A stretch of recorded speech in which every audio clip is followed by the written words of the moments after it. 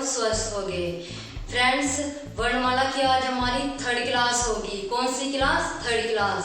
इससे पहले की 2 क्लास में मैं वर्णमाला में स्वर करा चुकी हूँ और आज हम वर्णमाला में क्या पढ़ेंगे? व्यंजन।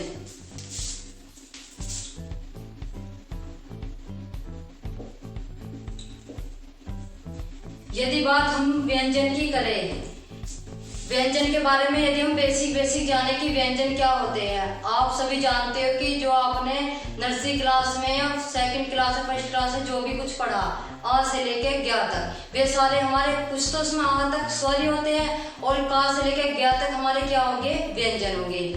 यदि बात आपसे इसमें पूछे कि क्वेश्चन कैसे होंगे व्यंजन के ऊपर, तो व्यंजन में यदि आपसे पूछे कि व्यंजनों की कुल संख्या कितनी होती है, कितनी संख्या? कुल संख्या, तब इसका आंसर क्या होगा? 41। यदि आपसे कुल संख्या पूछे कि कुल व्यंजन कितने होते हैं, तब इसका आंसर क्या होगा? 41। यदि आपसे पूछे मूल रूप से कितने होंगे व्यंजन, मूल रूप से व्यंजन कितने हो गए हमारे? 33। यदि बात मैं कुल व्यंजन की करूं, किसकी? कुल व्यंजन की, कि हम 41 कुल व्यंजन हम 41 कौन कौन से लेंगे,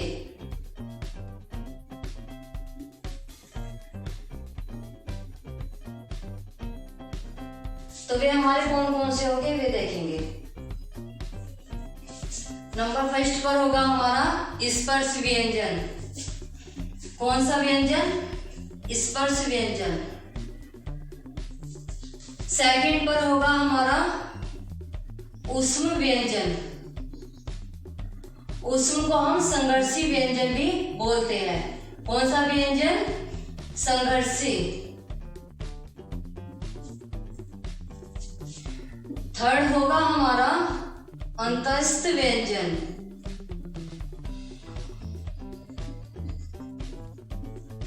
फोर्थ होगा हमारा संयुक्त व्यंजन और नंबर 5 होगा हमारा आगत व्यंजन। यदि आपको कोई सा भी संयुक्त व्यंजन पूछे तो वो क्या होगा? हमारा व्यंजन होगा, कभी आप स्वर में ले जाए। यदि बात हम करें इसमें, इसके बारे में आपको एक एक करके डिटेल से बताया जाएगा कि कौन से हमारे स्पर्श व्यंजन होंगे, कौन से हमारे संघर्षी होंगे, कौन से अंतस्थ होंगे, कौन से संयुक्त और कौन से हमारे आगत होंगे। बस ये कुल व्यंजनों की संख्या में पूछा गया कि 41। कितने? 41 कुल व्यंजनों की संख्या। तो अब ये 41 कैसे निकलेगा, अब आप देखो। यदि आपसे स्पर्श व्यंजन की संख्या पूछे तब इसका आंसर होगा कितना हमारा? 25। और यदि आपसे ऊष्म व्यंजन या संघर्षी व्यंजनों की संख्या पूछे तब आंसर क्या होगा हमारा? 4। यदि अंतस्थ व्यंजन पूछे तब 4 आंसर, संयुक्त पूछे तब भी 4। यदि आगत व्यंजन की बात करें तो वह कितने हो गए हमारे? 2। स्पर्श व्यंजन में 25 तो हो गए हमारे कौन से? स्पर्श व्यंजन, लेकिन हमारे 2 और हो गए, लेकिन उन्हें हम क्या बोलेंगे? उत्क्षिप्त व्यंजन। उत्क्षिप्त व्यंजन। उत्क्षिप्त व्यंजन। 25 और 2 27, 27 4 31, 4 35, 4 39 और 2 41। अब यदि कुल व्यंजनों की संख्या पूछे तो क्या होगा हमारा? 41। यदि बात हम मूल रूप से करें, किससे? मूल रूप से व्यंजन कितने होते हैं, तब इसका आंसर क्या था हमारा? 33। अब 33 कौन कौन से होंगे वे देखो आप। एक तो होगा हमारा स्पर्श व्यंजन। स्पर्श व्यंजन होगा जिसकी संख्या कितनी है? कुल 25। एक होगा हमारा ऊष्म व्यंजन। ऊष्म व्यंजन को हम संघर्षी व्यंजन भी बोलते हैं। उनकी संख्या कितनी होगी हमारी? 4। एक होगा हमारा अंतस्थ व्यंजन, अंतस्थ व्यंजन, इनकी संख्या कितनी होगी हमारी? 4 अंतस्थ व्यंजन। 25 और 4 29 और 4 33। यदि आपसे मूल रूप से पूछे तो उनकी संख्या 33 होती है। यदि कुल व्यंजनों की संख्या पूछे तब आंसर क्या होगा हमारा? 41। और आप सभी ने देख लिया कि 41 कैसे कैसे होगा। उसमें हम संयुक्त व्यंजन को और आगत व्यंजन को नहीं लेंगे। क्यों? क्योंकि वे हमारे कौन से होंगे? जो वर्तमान में व्यंजन है उनकी संख्या को बता रहा है 41। और आपको बताया था कुल तो हो गए व्यंजन 41 और 11 हमारे क्या हो गए? स्वर। कुल संख्या कितनी होगी? अगर आपसे पूछे वर्णों की संख्या कुल कितनी होगी हमारी? 52। 11 स्वर हो गए, 41 हमारे क्या हो गए? कुल व्यंजन। अब इसमें ही हम बच्चों पढ़ेंगे क्या?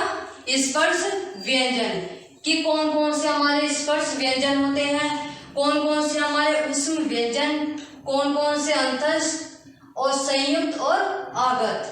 कौन सा हम व्यंजन ले जिसे आप देखकर बता दो कि वह संयुक्त होगा या अंतस्थ होगा या फिर आगत होगा। तो उसी के बारे में हम डिटेल से जानेंगे। तो बच्चों अब हम कंटिन्यू करेंगे स्पर्श व्यंजन को कि स्पर्श व्यंजन हमारे कौन कौन से होंगे।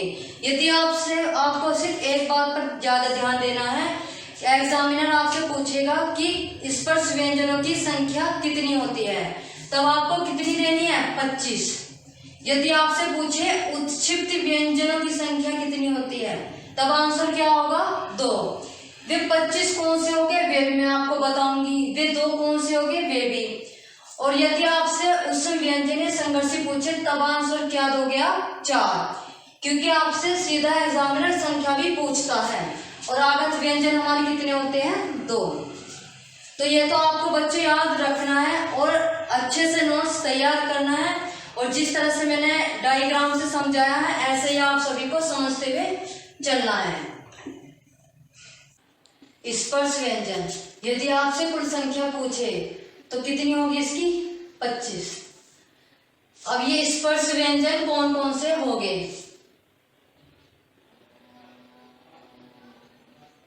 क, ख, ग, घ और अने। यहाँ पर आपको बिंदी लगानी है। अब आपको ये देखना होगा कि बिंदी एक यहाँ पर भी लगती है, एक यहाँ पर होगी, एक यहाँ पर होगी। तो कौन से हम कहाँ पर मतलब बिंदी लगा सकते हैं? तो इसमें कहाँ पर होगी बिंदी? यहाँ पर अणे पर। च, छ, ज, झ और निया। इसे क्या बोलते हैं हम? निया। निया। ट, ठ, ढ और अणे। ते, थे, दे, ध और न। पे, फे, बे, भे और मैं। यदि बात हम स्पर्श व्यंजन में लास्ट की करें, किसकी? लास्ट के वर्ण की करें, तो इन वर्णों को हम क्या बोलेंगे? नासिक्य व्यंजन। कौन से व्यंजन? नासिक्य व्यंजन। नासिक्य व्यंजन वह व्यंजन होते हैं यदि हम इन्हें बोले तो इनकी आवाज कैसी आए? जैसे नाक से निकल रही हो। आप कोई सा भी वर्ण लो लास्ट के तो वे उनकी आवाज कहां से निकलेगी? नाक से। आपसे एग्जामिनर सीधा सीधा पूछेगा कि नासिक्य व्यंजन कौन से होते हैं। ऑप्शंस में आपको ये दे देगा और सब दे देगा आपको ये वाले। तब आपको इसका आंसर क्या देना है? न। आप इसे सीधा ही याद कर समानार्थी के व्यंजन की यदि संख्या पूछे तब आंसर क्या होगा 5। और वे 5 कौन कौन से होते हैं? ये होते हैं ये वाले और ये। यदि बात करें हम स्पर्श व्यंजन में कै की, कि यदि इस तरह से आपको व्यंजन दिए हो तो इसे हम, ये हमारे मुख पर कौन से व्यंजन हो गए, इन्हें क्या नाम दे? तो ये कौन से हो गए हमारे कंठस्थ व्यंजन। कंठस्थ व्यंजन। यदि आप इन्हें बोलो तो आपके कंठ पर प्रेशर पड़े। किस पर? कंठ। आप क्या बोलो क्या, तो आपके दांत पर भी प्रेशर नहीं होगा, ना ही आपके ओष्ठ पर होगा, ना ही आपके जीभ पर, और तो किस पर होगा? कंठ पर। और च कैसा आगे? छ। तो एक ताल सी बन रही है छ। तो हम इन व्यंजनों को क्या बोलेंगे? इस पूरी सीरीज को हम क्या बोलेंगे? तालव्य। तालव्य भी कह सकते हैं या फिर तालु व्यंजन। यदि बात हम करें ट वर्ग की करें, किसकी? ट वर्ग की, तो ट वर्ग को क्या बोलेंगे हम? मूर्धन्य। क्या बोलेंगे? मूर्धन्य, या फिर इसे मूर्धा भी कह सकते हैं। यदि बात हम ट की करें, किसकी? ट की, कि ट वर्ग को हम क्या बोलेंगे? ट वर्ग को बोलेंगे हम दंतव्यय। दंतव्यय। यदि हम बात प की करें, किसकी? प की, कि प वर्ग को क्या बोलेंगे?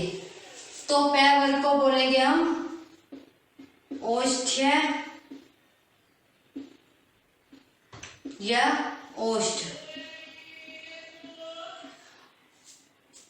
आपसे एग्जामिनर पूछेगा कि कंठस्थ व्यंजन कौन से होते हैं, तो आपको याद रखना है कंठस्थ व्यंजन हमारे कौन से होंगे? क, ख, ग, घ और अण। कौन से होंगे? क, ख, ग, घ और अण। यदि आप खुद बोलकर देखो, जो आपके कंठ पर जोर पड़े, किस पर? कंठ पर। कंठ हमारा कौन सा होता है? ये होता है। यदि आप क्या बोल रहे हो तो इससे क्या ताल बन रही है? नहीं बन रही है। ना ही आपके जीभ पर प्रेशर हो रहा है, ना ही आपके दांत पर हो रहा है, और ना ही आपके मूर्धन्य पर, और ना ही आपके ओष्ठ पर। तो इसका प्रेशर क्या का आपको किस पर पड़ रहा है? कंठ पर। तो तब इसका आंसर क्या होगा हमारा? कंठव्यय। इस पूरे वर्ग को आप क्या बोलोगे? कंठस्थ व्यंजन। यदि बात हम तालव्य की करें, तालव्य व्यंजन वह होते हैं जिनमें ताल सी बनती है, जैसे कि च। क्या? च, जो जीभ का जो अग्रभाग होता है। हम एग्जाम्पल ले, जैसे कि मैंने डायग्राम बनाया है कि जीभ का, तो जीभ का ये जो भाग होगा ना आगे की साइड का, वह हमारा कौन सा होगा? तालु होगा। तालु। जितनी भी ताल बनती है ना बोलने की, कि ये इसकी बारीक आवाज है कैसी है, वे कहां से बनती है? हमारी इस हिस्से से बनती है। और आप बोलो च, छ, छ, झ, तो सबसे ज्यादा प्रेशर किस पर पड़ रहा है? जीभ के इस हिस्से पर पड़ रहा। तो आप बोलो च, छ, ज, झ और निया, तो तब वह हमारा कौन सा व्यंजन होगा? तालु व्यंजन या तालव्य। आपसे एग्जामिनर पूछेगा कि छ, कौन सा? छ, यह कौन सा व्यंजन होगा? ऑप्शन से मिलेगा आपको कंठस्थ, मूर्धन्य, दंतव्य और तालव्य। अगर आप भूल जाए कि यह तालव्य होगा या कंठस्थ होगा, आप बोलकर देखना च से क्या आ रही है? च की ताल सी बन रही है, ताल। ये याद करने के तरीके होते हैं थोड़े बहुत जो बच्चों के समझ में आ जाए। च, छ, ज, झ, तो ये ताल सी बन रही है। कंठ पर प्रेशर नहीं पड़ रहा, ना ही दंत पर पड़ रहा है, क्योंकि जीभ भी टच नहीं कर रही दंत क्या, और ना ही ओष्ठ पर, ना ही आपको, अगर आप छ बोल रहे हो, होठों पर भी कुछ फर्क नहीं पड़ रहा है। तो ये कौन से हो गए हमारे? तालव्य। यदि बात हम मूर्धन्य की करें, तो मूर्धन्य कौन से हो गए? आप बोलो ट, ठ, ढ, जो हमारे दंत होते हैं, दंत, और जो मुंह का ऊपर का हिस्सा होता है, जो दांतों को टच करे हल्का, तो वे हमारे किस में हो गए? मूर्धन्य में। दांतों को ज्यादा टच करेगा तो दंतव्यय हो गए। लेकिन हमारे जो जीभ का ऊपर का हिस्सा होता है, जो ऊपर के जो दांत होते हैं उसका जो ऊपर का हिस्सा होता है, वहां पर अगर जीभ टच करे तो तब हमारा कौन सा होगा, मूर्धन्य।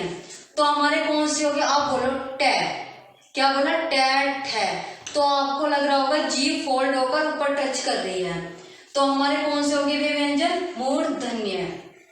यदि बात हम करें दंतव्यय की, तो दंतव्यय क्या हो गए, जैसे कि इसके नाम से ही आपको मालूम हो रहा है कि जरूर इसमें जीभ दांत को टच कर रही होगी। तो ते, थे, दे, ध और न। तो इसमें हमारे कौन से हो गए, जो हमारी जीभ दांतों को टच करे वह हमारे कौन से हो गए, दंतव्यय। आप बोलकर देखो, ते, थे, दे, ध और न। अगर बात करें हम ओष्ठी, ओष्ठ्य या ओष्ठ व्यंजन, तो वे हो गया हमारे फे, फे, भे और मैं। आप बोलो पे, फे, बे, तो आपको लग रहा होगा ऊपर का होठ और नीचे का होठ स्पर्श कर रहे हैं एक दूसरे को, तो वे कौन से हो गया हमारे ओष्ठ्य व्यंजन या ओष्ठ व्यंजन। आपको बच्चों ये याद ही करने, आपको वर्णमाला में ये तो याद, वर्णमाला तो बच्चों आपको पूरी ही याद करनी, अ से लेकर ज्ञ तक पूरा ही याद करना पड़ेगा। अगर बात हम इसकी करें, ये जो लास्ट के आपको वर्ण दिखाई दे रहे हैं ना, ये लास्ट के जो है, इन्हें हम नासिक के व्यंजन भी बोलते हैं। कि ये नाक से व्यंजन, देखो आप, कंठ से हो गए, तालव्य से हो गए, मूर्धन्य से, दंतव्यय से और ओष्ठ से। अब नाक से भी तो निकलने चाहिए वर्ण, तो वह कौन से हो गए हमारे, वह हो गया हमारे नासिक के व्यंजन। और वे कौन से हो गए हमारे, ये वाले। अब बोल कर देखो, अने, निया, ने, ने, मैं, तो नाक पे प्रेशर जा रहा है, तो इन्हें हम कौन से व्यंजन बोलेंगे, नासिकीय व्यंजन। यदि हम बात करें नासिकीय व्यंजन को हम पंचम वर्ण भी बोल सकते हैं। कौन सा वर्ण, पंचम वर्ण। आप सभी जानते हैं हम क्या पढ़ रहे हैं, वर्ण पढ़ रहे हैं। और पंचम क्या होगा, ये फर्स्ट होगा, ये सेकंड होगा, ये थर्ड होगा, ये फोर्थ होगा और ये फिफ्थ होगा। तो ये पंचम यहां से आया, इसे हम पंचम भी बोल सकते हैं और नासिकीय व्यंजन भी। बट आपको ध्यान देना है कि एग्जामिनर क्वेश्चन कैसे पूछेगा। कैसे भी क्वेश्चन पूछो, आपका यहाँ पे कंफ्यूजन क्लियर हो चुका है कि पंचम वर्ण भी इन्हें बोलते हैं और नासिकीय व्यंजन भी इन्हें बोलते हैं। यदि आपसे संख्या पूछे इनकी स्पर्श व्यंजन की, तो आप 25 बताना। नासिकीय व्यंजन की पूछे तो कितनी होगी, 5 होगी। कि कौन से हो गए हमारे वे, पंचम वर्ण के लास्ट के हो गए, पंचम वर्ण हो गए सारे हमारे। अब पढ़ेंगे हम बच्चों अंतस्थ व्यंजन। अंतस्थ व्यंजन, अंतस्थ व्यंजन। यदि बात करें हम अंतस्थ व्यंजन की, अंतस्थ व्यंजन हमारे कौन कौन से होते हैं। अंतस्थ व्यंजन होते हैं हमारे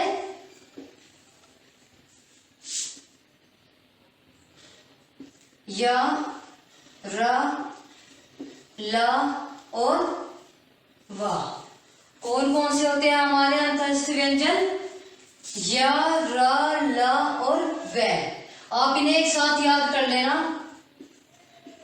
य, ल, जहां पर भी आपको ऐसा मिल जाए तो वह क्या हो गए हमारे अंतस्थ व्यंजन। यदि बात करें हम यह की, कि यह को हम बोले तो वह कैसी ध्वनि देगा, आप बताओ बोलकर। तो यह क्या होगा हमारा अर्ध स्वर। रे होगा हमारा लुंठित व्यंजन और ले होगा हमारा अर्ध स्वर। और वह क्या होगा हमारा पार्श्विक। क्या होगा, पार्श्विक, पार्श्विक व्यंजन। आपसे एग्जामिनर पूछेगा कि यह क्या होगा, तो ऑप्शन से मिलेगा आपको लुंठित होगा या अर्धस्वर होगा या पार्श्विक होगा या फिर अर्ध होगा, अर्धस्वर होगा। ये दोनों तो एक ही होते हैं। तो आपको क्या आंसर देना है कि यह क्या होते हैं, अर्धस्वर। बच्चों आप जानते हो कि वर्णमाला में बहुत ज्यादा प्रॉब्लम होने के चांस बन रहे हैं, क्योंकि इतने सारे वर्ण हो गए, किस वर्ण को क्या कहना है वे सभी आपको याद करने हैं। कुछ भी ट्रिक बनाकर आपको ये सब याद करने तो पड़ेंगे ही। और एग्जाम में पता नहीं क्या लैंग्वेज कैसे चेंज कर दे। तो बस आपको ये सीधे याद करने की अर्धस्वर हो तो वह ऐसा होगा, लुंठित पूछे तो ऐसे, लय पूछे तो ऐसे, और वह होगा हमारा पार्श्वी। थर्ड पॉइंट होगा हमारा ऊष्म व्यंजन। यदि आपसे संख्या पूछे ऊष्म व्यंजन की तो कितनी होगी, 4। और ये कौन कौन से होंगे, स, सेट, से और है। यह कौन से हो गए हमारे ऊष्म व्यंजन। एग्जामिनर आपसे सीधा पूछेगा कि ऊष्म व्यंजन की संख्या कितनी होती है, तब इसका आंसर क्या होगा, 4। यदि आपसे पूछे कि से कौन सा व्यंजन है, ऑप्शन से मिलेगा आपको स्पर्श व्यंजन, और क्या होगा अंतस्थ व्यंजन, और एक मिलेगा आपको ऊष्म व्यंजन, और एक ऑप्शन होगा इनमें से कोई नहीं। तो इसका आंसर क्या दोगे आप, ऊष्म व्यंजन। यदि बात हम करें से की, से को हम बोले तो कौन सा व्यंजन होगा, तो श आपको लग रहा है कि इसमें ताल जा रही है, से, तो यह कौन सा होगा हमारा, तालु या तालव्य।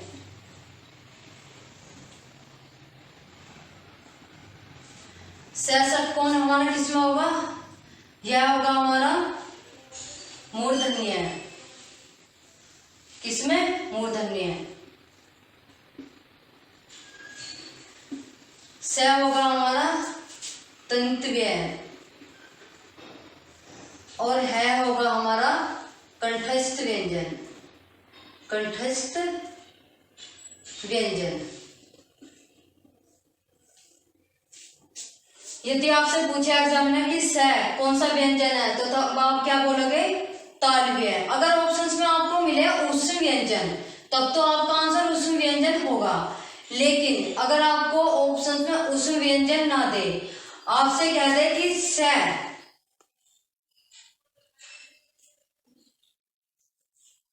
से, यह क्या होगा, ऑप्शंस में मिलेगा आपको कि है तालु, फर्स्ट ऑप्शन। सेकंड मिलेगा आपको मूर्धन्य, थर्ड होगा आपका दंतव्य, और फोर्थ होगा आपका कंठस्थ। तब इसका आंसर क्या होगा, तालु। यह तालव्य व्यंजन होगा, कौन सा, तालव्य या तालु। आप इन्हें सीधा याद करना कि स में यह होगा, सट में ये होगा, सा में ये, और हा में हमारा कंठस्थ व्यंजन होगा। बच्चों इससे आगे का हम करेंगे नेक्स्ट क्लास में। आप इन्हें अच्छे से तैयार करना और इनके बारे में अच्छे से ही नोट्स बनाना, क्योंकि इन सब के बारे में आपको डिटेल से कराया जा रहा है, और किस व्यंजन को क्या बोलेंगे वो भी आपको करा रहे हैं। तो बच्चों नेक्स्ट हम पढ़ेगा आपकी नेक्स्ट क्लास में।